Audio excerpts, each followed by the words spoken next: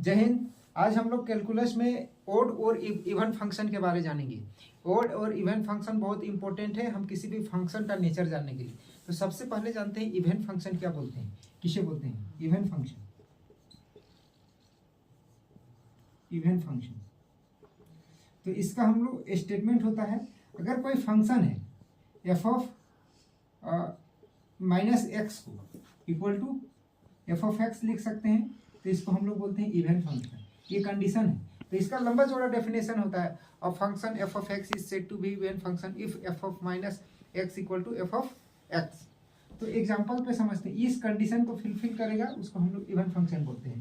तो जैसे एग्जांपल, जैसे f of x equal to x square, कोई पूछ देगा कि ओड फंक्शन है या इवन फंक्शन है, तो इस कंडीशन में जो एक्स है, वेरिएबल एक्स है, उसको हम लोग माइनस एक्स से रिप्लेस करेंगे। तो एफ ऑफ माइनस एक्स से रिप्लेस करेंगे तो राइट साइड भी क्या हो जाएगा, माइनस एक्स का स्क्वायर।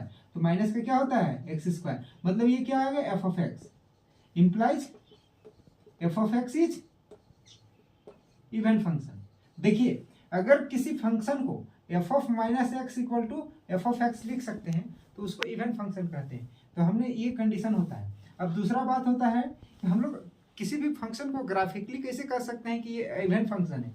तो इसका ग्राफिकली ये होता है, ये इस फंक्शन का ये मतलब इसका ग्राफ होता है और ये होता है y equal to x square का ग्राफ होता है। तो कोई भी इवन फंक्शन होता है वो वाई एक्सिस के रिस्पेक्ट में वो सिमेट्रिक होता है। मतलब देखिए ये सिमेट्रिक है ना, तो इसीलिए इवन फंक्शन है। अगर हम किसी फंक्शन का ग्राफ खींच पाते हैं तो उस ग्राफ से भी हम कह सकते हैं कि ये ओड फंक्शन है या इवन फंक्शन है। Thank you. वीडियो को अच्छा लगा तो लाइक करें, शेयर करें और इसी तरह का कॉन्सेप्ट जानने के लिए हमारे साथ बने रहिए।